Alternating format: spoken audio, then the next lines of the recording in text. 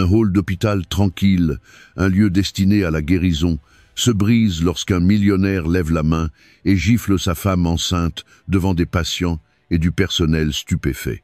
Il pense que son argent et son arrogance couvriront tout, mais il ne sait pas qui observe. Son père n'est pas un homme ordinaire. C'est un PDG avec le pouvoir d'écraser des empires, et il est sur le point de transformer cet acte de cruauté en la chute d'une entreprise entière. Ce qui suit est un combat pour la dignité, la justice et la vérité. Et croyez-moi, vous ne pourrez pas imaginer la fin avant que nous plongions dedans. Dites-nous l'heure à laquelle vous écoutez et l'endroit d'où vous nous suivez. Laissez un commentaire ci-dessous, nous serions ravis de vous lire. Le hall de l'hôpital brillait sous les lumières blanches et stériles.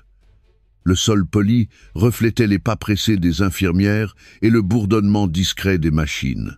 C'était le genre d'endroit où l'on attendait silence, ordre et promesses de guérison. Les familles patientaient anxieusement sur des chaises, les médecins murmuraient dans les coins, et le son lointain d'un moniteur cardiaque provenant d'une chambre voisine résonnait comme un fragile rappel de la vie. Dans cet environnement apparemment contrôlé, entra un homme qui croyait posséder le monde.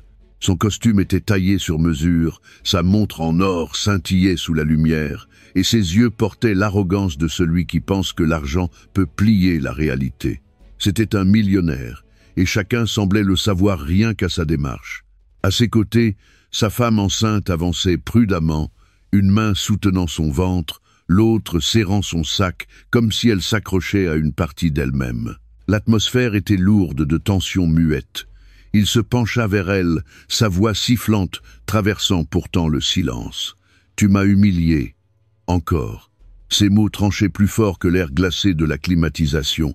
Elle murmura d'une voix tremblante. « S'il te plaît, pas ici, pas devant tout le monde. Je porte ton enfant. » Sa supplique était douce, désespérée, mais ne l'émut pas. Son visage se durcit, sa mâchoire se crispa comme un piège d'acier. Sans prévenir, sa main s'abattit sur le petit espace entre eux. Le claquement sec de la peau, frappant la peau, résonna dans le hall comme un coup de feu. Des exclamations jaillirent aussitôt, rebondissant sur les murs, plus fortes que les bips des moniteurs et le pas des infirmières. La violence de la gifle fit tourner la tête de la femme, des mèches de cheveux volant sur sa joue pâle. Ses genoux fléchirent légèrement et elle se cramponna à son ventre, protégeant instinctivement la vie qui grandissait en elle. Un silence lourd tomba une fraction de seconde, suffocant, comme si tout l'hôpital avait cessé de respirer.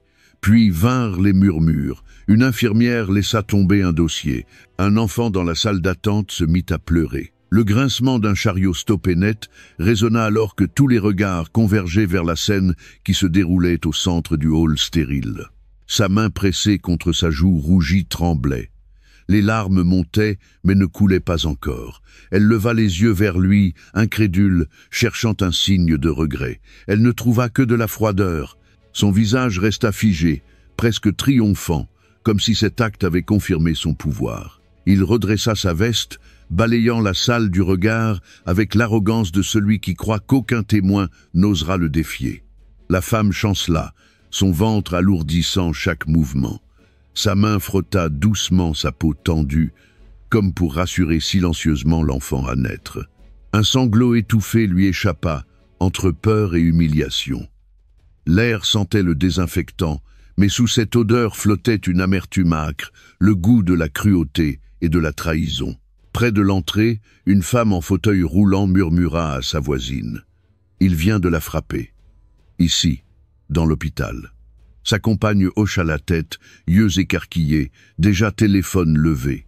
L'un après l'autre, patients, visiteurs et même certains employés brandirent leur écran, leurs téléphones allumés semblant des dizaines d'yeux impassibles. Le millionnaire s'en aperçut enfin. Il esquissa un rictus et secoua la tête, comme si le jugement de la foule n'avait aucune valeur. Il se pencha à nouveau vers sa femme, son chuchotement aussi tranchant qu'une lame. « Souviens-toi, personne ici ne peut m'arrêter. » Mais il se trompait. Ce qu'il venait de faire n'était pas seulement visible, c'était inoubliable. L'hôpital, lieu de guérison, venait de se transformer en tribunal. Et aucune âme présente ne pouvait croire à ce qu'elle avait vu. Le bruit de la gifle flottait encore, résonnant comme une cloche que personne n'aurait voulu entendre. Le hall, autrefois rythmé par une routine tranquille, s'effondra dans un silence si tranchant qu'il semblait couper chaque recoin. Les néons bourdonnaient faiblement, unique son régulier, dans un espace où même respirer paraissait intrusif. Le monde semblait figé, comme si le temps refusait d'avancer après cet instant. Sa main restait pressée sur sa joue, ses doigts tremblants contre la brûlure de la peau. La force du coup avait laissé une trace et une mémoire gravée dans ses nerfs. Son autre main serrait son ventre gonflé, comme si son toucher pouvait protéger le fragile battement qui s'y trouvait. Sa robe de maternité bleu saphir scintillait faiblement sous la lumière, mais des traces de mascara s'étaient déjà dessinées sur son visage. Le contraste entre son élégance et la douleur brute de ses yeux était insoutenable. Un murmure parcourut la salle. Il commença par 2 infirmières près de l'accueil, puis s'élargit comme une onde. « Tu as vu ?» Il l'a frappée. « Elle est enceinte. » Une autre voix répondit, basse et horrifiée. « Ici, dans un hôpital, devant tout le monde. » Les mots se propagèrent, portés de bouche en bouche, emplissant la pièce de la même stupeur. Le raclement d'une chaise rompit un instant la tension. Un vieil homme se leva, les yeux brûlants d'indignation, même si son corps fragile restait immobile. Plus loin, une jeune mère serra son enfant, cachant son visage comme si le spectacle était trop violent. Le garçon gémit doucement, ajoutant une note de tristesse à l'air chargé. La femme chancela, ses genoux faibles, son souffle court. Le bip régulier d'un moniteur voisin transperça l'air avec une ironie cruelle. Chaque impulsion électronique rappelait que 2 vies dépendaient de ce moment et aucune ne méritait tant de cruauté. Elle essaya de se redresser, mais ses mots restèrent coincés. Seules des larmes coulèrent, brouillant son regard. Le millionnaire ajusta ses boutons de manchette, le visage impassible, comme si la gifle n'avait été qu'un geste banal. Son arrogance intensifia l'horreur des témoins. Les téléphones s'allumèrent, éclairant le hall glacé. Une femme près du poste infirmier murmura, tremblante. « Cela va être partout. Regarde comme il filme. » Un homme hocha gravement la tête. Il croit que son argent le protégera. Mais pas cette fois. « One !» La femme baissa lentement sa main, laissant voir la rougeur de la cruauté. Elle baissa les yeux vers son ventre, murmurant quelque chose de trop faible pour être entendu, prière ou promesse. Nul ne le sut. Ses larmes traçaient des sillons sur son maquillage effacé. Ses sanglots silencieux se mêlèrent au rythme mécanique des machines, fragile alliance entre humanité et indifférence technologique. Le silence se rompit quand une infirmière s'avança, voix basse mais pressante. « Nous devons l'examiner. Venez avec moi. » Pourtant la femme ne bougea pas.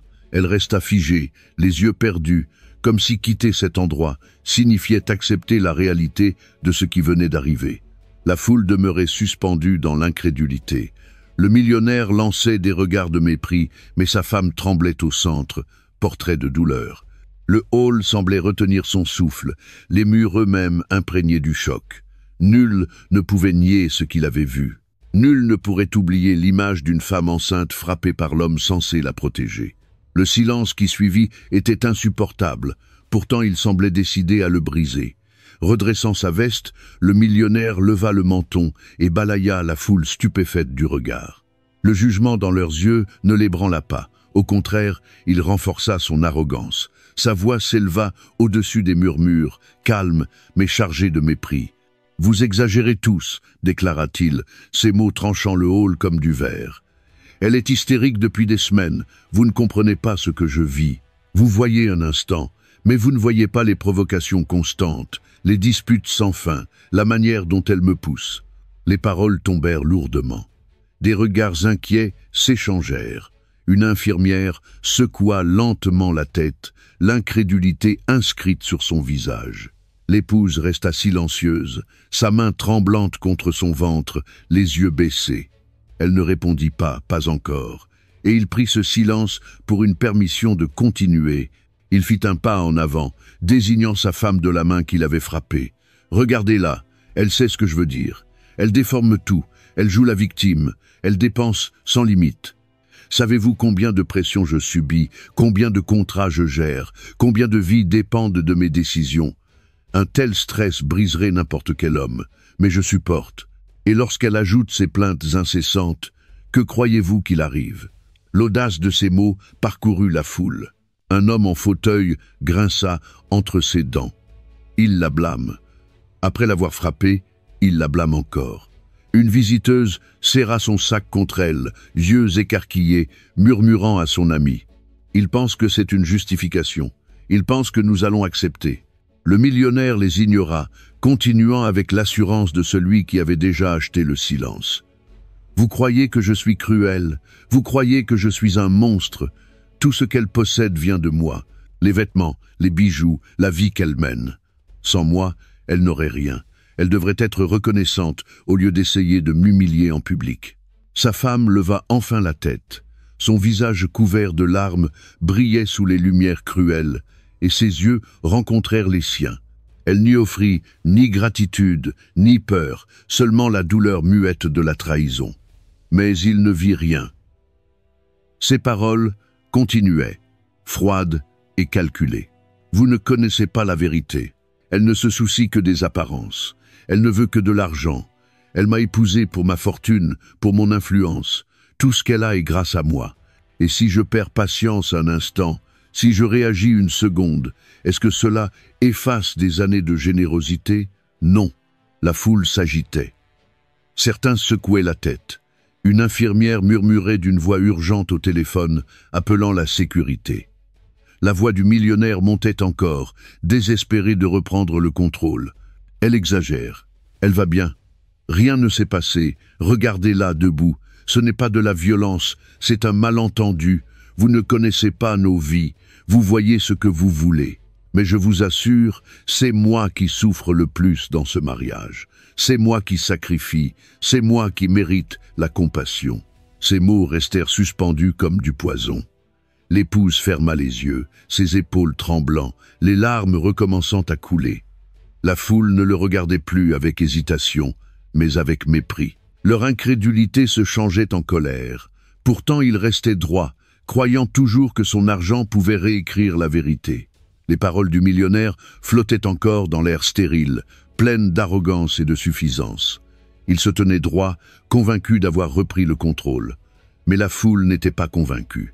Leurs yeux n'exprimaient plus le doute, seulement le dégoût grandissant.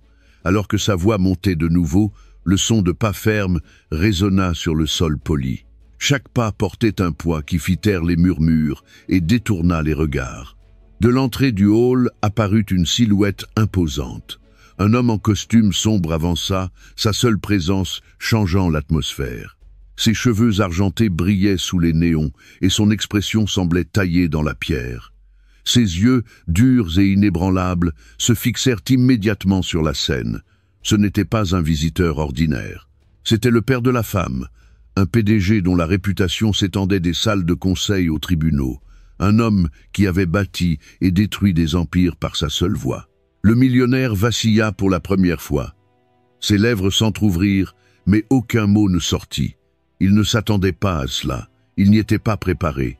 Le regard du père se posa d'abord sur sa fille, s'adoucissant un instant en la voyant trembler, une main toujours posée sur son ventre. Puis ses yeux se tournèrent vers l'homme à ses côtés, et la douceur disparut. « Assez » dit le père, sa voix ferme et résonnante, traversant le hall comme un coup de marteau. « Tu as fait assez de mal pour une vie. » La foule sembla respirer à nouveau, comme si ses paroles libéraient la tension. Les infirmières se redressèrent, les visiteurs échangèrent des regards soulagés, et les téléphones continuèrent à filmer avec plus de détermination. Tous comprenaient que l'équilibre des forces venait de basculer. Le millionnaire tenta de retrouver contenance. Il força un sourire, fragile sous l'autorité de l'homme plus âgé. « C'est une affaire privée », lança-t-il, sa voix défensive. « Vous ne comprenez pas. Elle m'a provoqué, elle m'a poussé à bout. Je gère mon mariage. » Le père avança encore, ses chaussures frappant le sol avec force. Il dominait le plus jeune, réduisant son arrogance à néant. Sa voix se fit plus grave. « Tu as frappé ma fille, dans un hôpital, devant des témoins. Crois-tu vraiment que ce soit une affaire privée ?» Les mots frappèrent plus fort que la gifle, arrachant au millionnaire sa confiance. Il chercha du regard un soutien, mais n'en trouva aucun. Tous les yeux le fixaient avec condamnation. L'épouse leva la tête, ses joues mouillées brillant sous les lumières. Pour la première fois, elle sentit un souffle de sécurité. La présence de son père était un bouclier, assez fort pour défier celui qui l'avait humilié. Ses lèvres tremblèrent alors qu'elle murmurait « Papa ». Les yeux du père s'adoucirent brièvement, puis retrouvèrent leur dureté en se posant sur l'homme. Sa voix se fit tranchante, chaque mot comme une lame. « Tu pensais que ta richesse te rendait intouchable. Tu pensais que personne ne t'arrêterait.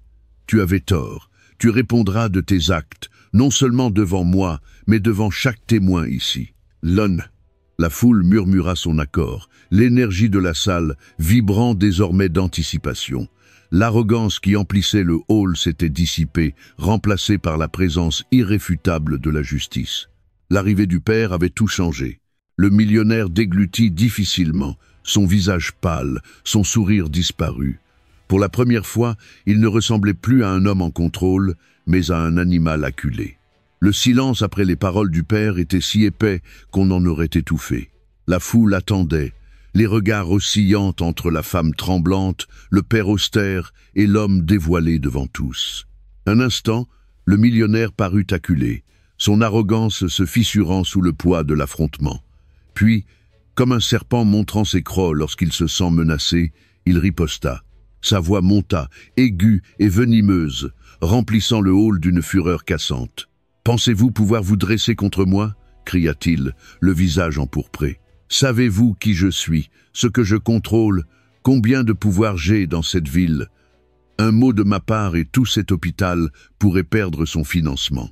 Un appel et chaque médecin ici chercherait un nouveau travail. » Des exclamations parcoururent la foule.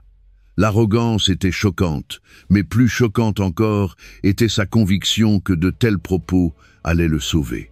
Les infirmières se raidirent, les médecins échangèrent des regards inquiets et les patients murmuraient frénétiquement.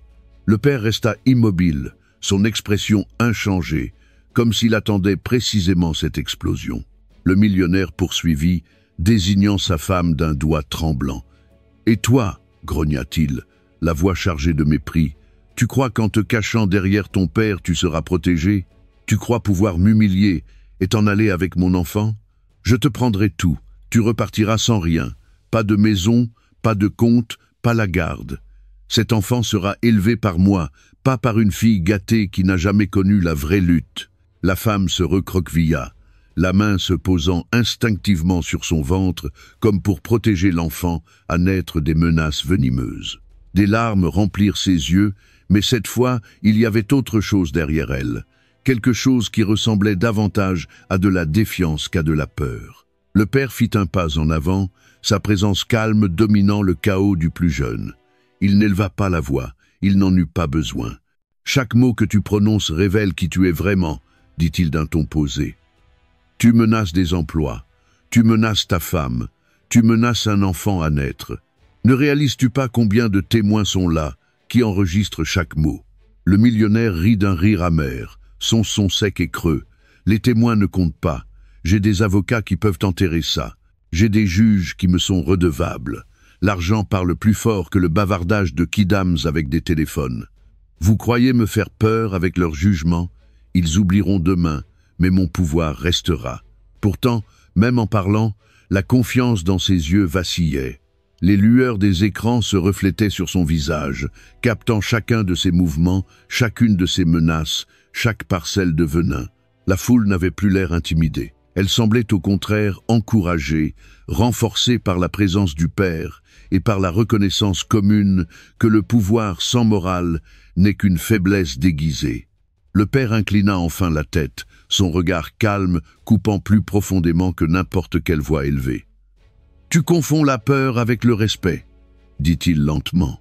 « Et ce soir, tu perds les deux. » La foule murmura son accord, certains acquiesçant, d'autres chuchotant que ces mots scellaient son sort. La main de la femme se crispa sur son ventre, son tremblement s'apaisant légèrement face à l'implacable fermeté de son père.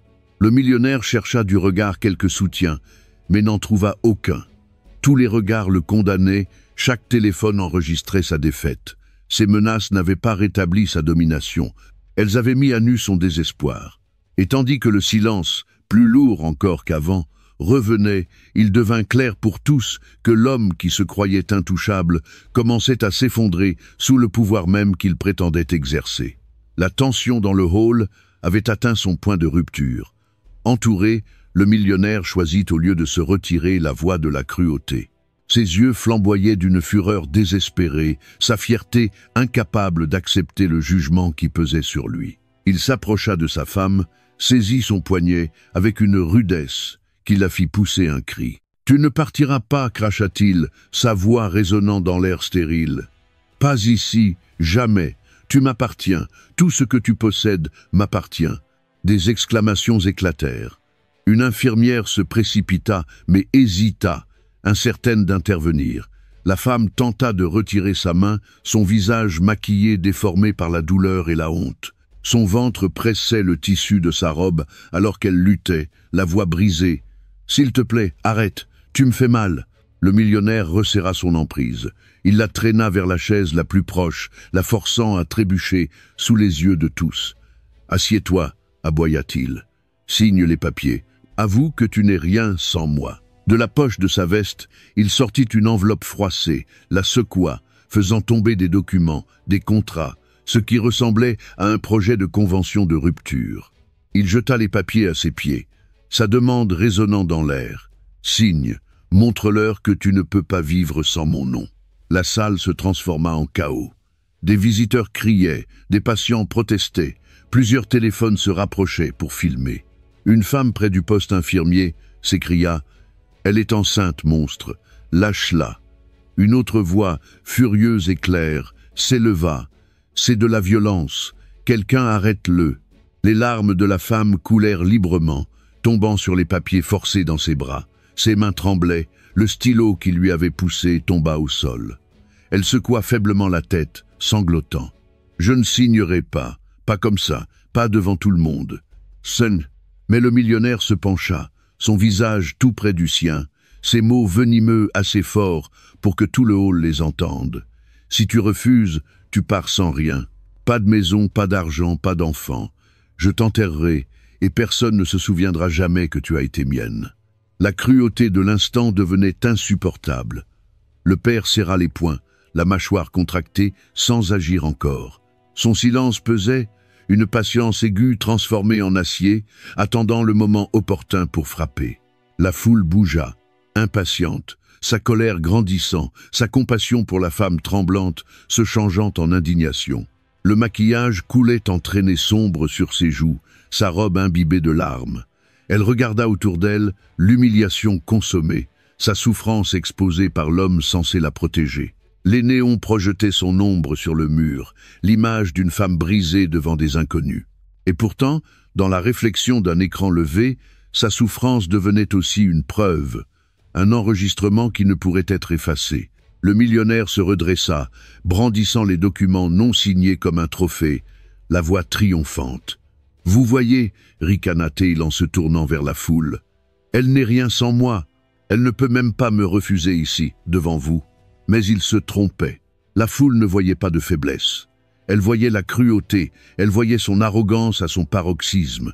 Elle voyait un homme dépouillant sa femme de sa dignité dans un lieu consacré à la guérison. Et à cet instant, l'humiliation n'était plus la sienne. Elle était la sienne. Le hall vibrait encore du poids de la cruauté du millionnaire. Ses paroles avaient été fortes, ses gestes brutaux, et les documents sur les genoux de sa femme ressemblaient à des chaînes destinées à l'asservir pour toujours.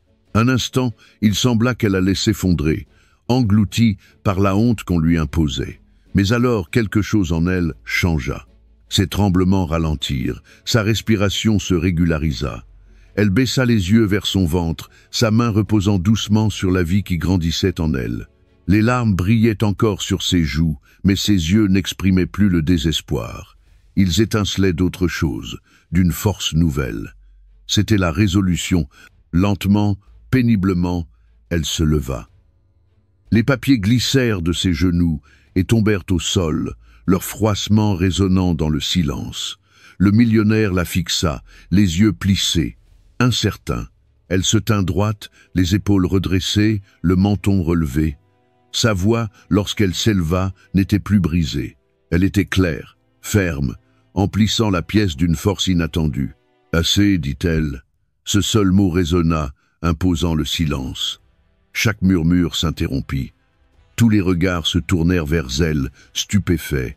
Elle inspira encore, et poursuivit d'une voix assurée. « Tu ne me contrôleras plus, plus jamais.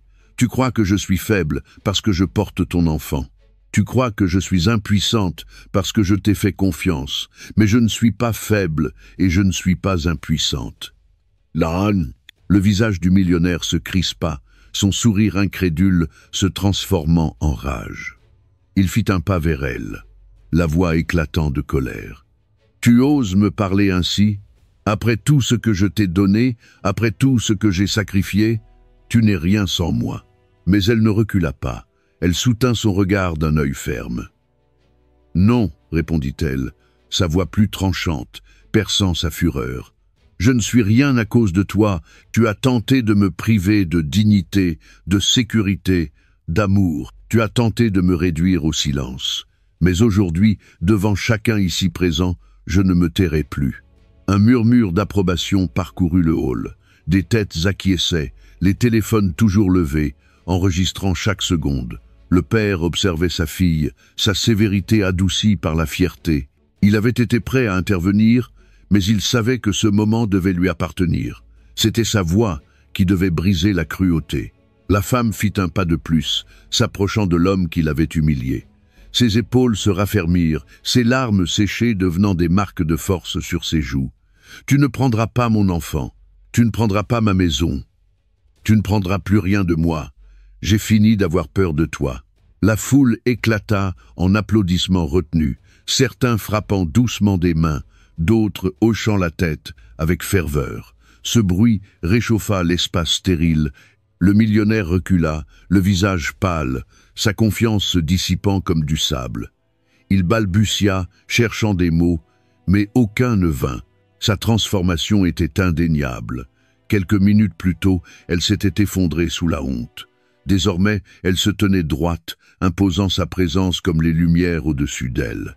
Elle avait retrouvé sa voix et avec elle, son pouvoir. Le père s'avança enfin, sa voix basse mais ferme, adressée à sa fille. « C'est assez, mon enfant, tu as dit ce qu'il fallait. Que la vérité fasse le reste. » La femme acquiesça, la force intacte, les yeux rivés sur l'homme qui s'était cru maître d'elle. Pour la première fois, il semblait effrayé. La salle vibrait encore de l'écho de sa défiance. Elle restait debout, inébranlable, tandis que la foule absorbait ses paroles. Le millionnaire, rouge de colère, tentait de reprendre le contrôle, mais sa voix sonnait creux. Alors, derrière elle, son père fit un pas en avant. Sa présence seule attira tous les regards, le silence se creusant dans l'attente. L'homme âgé portait une mallette de cuir à la main, sa surface luisant sous les néons. Il la posa doucement sur le comptoir d'accueil, ouvrit les attaches et en sortit une pile de documents épais. Chaque geste était mesuré, empli d'autorité. L'air changea. Ce n'était pas seulement un père protégeant son enfant. C'était un homme habitué à diriger des empires. « Mettons fin à cette comédie », dit-il d'une voix calme mais lourde de jugement. Il se tourna autant vers la foule que vers le millionnaire. Trop longtemps il s'est caché derrière l'argent et l'arrogance. Ce soir, vous allez voir la vérité. Il brandit le premier document, le rapport financier trimestriel de l'entreprise. Voici la preuve de sa fraude. Pendant des mois, il a détourné des fonds, dissimulé des dettes, menti à ses investisseurs. Des exclamations se propagèrent comme une traînée de poudre. Les téléphones zoomèrent, capturant chaque mot. Le père posa le rapport sur le comptoir avec un claquement sec. Ensuite, il dévoila une série de contrats signés. Voici les accords manipulés, forgés dans la tromperie. Son empire n'est pas bâti sur le talent, mais sur le vol. Son ton ne vacilla pas. Il n'avait pas besoin de crier.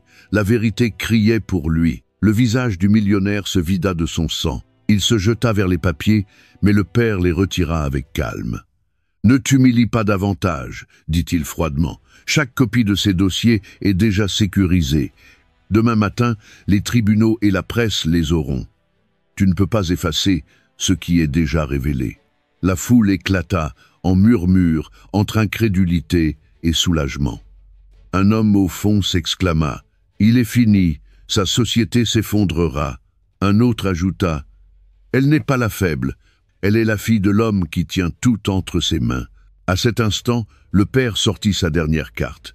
Il brandit un dossier frappé du sceau d'une puissante société. Il l'ouvrit lentement, fixant le millionnaire tremblant. « Tu n'as jamais compris qui elle était, dit-il. Tu croyais qu'elle n'était que ta femme, mais elle est ma fille. Et je suis le PDG qui détient la majorité de l'entreprise dont dépend ton pouvoir. Tu n'as rien construit, tu n'as rien contrôlé. Tu n'étais qu'un locataire dans mon empire. » Le souffle de la femme se bloqua, ses larmes se mêlant à la stupeur. Elle savait son père puissant, mais jamais elle ne l'avait vu dévoiler son autorité avec tant d'éclat. Le millionnaire recula, les mains tremblantes, la voix brisée. « C'est un mensonge. Ces papiers ne veulent rien dire. Rien de tout cela n'est vrai. » Mais la foule avait décidé. Leurs yeux ne connaissaient plus le doute. Ils regardaient le père avec respect et le millionnaire avec mépris. Les téléphones capturaient chaque seconde, rendant la vérité impossible à cacher. Le père rassembla les documents et referma la mallette, sa voix ferme. « Tu pensais que ton argent te rendait intouchable, mais ce soir, tes mensonges sont détruits, et ton pouvoir s'arrête ici. » Le hall s'était transformé en tribunal sans mur. Les révélations du père pesaient dans l'air, et les preuves étaient indéniables. Le millionnaire, autrefois si fier et intouchable, paraissait maintenant acculé, dépouillé de toute autorité. Ses yeux allaient des documents à la foule, des écrans lumineux au regard glacé de l'homme qui l'avait démasqué. Pour la première fois, une véritable peur traversa son visage. Le bourdonnement des notifications rompit le silence. Les téléphones s'allumaient avec des alertes de dernière heure. Le scandale se répandait déjà. Les titres défilaient. PDG millionnaire accusé de fraude, incident à l'hôpital filmé, femme enceinte agressée devant témoins. Le poids de l'opinion publique n'était plus de son côté. Les investisseurs réagirent vite.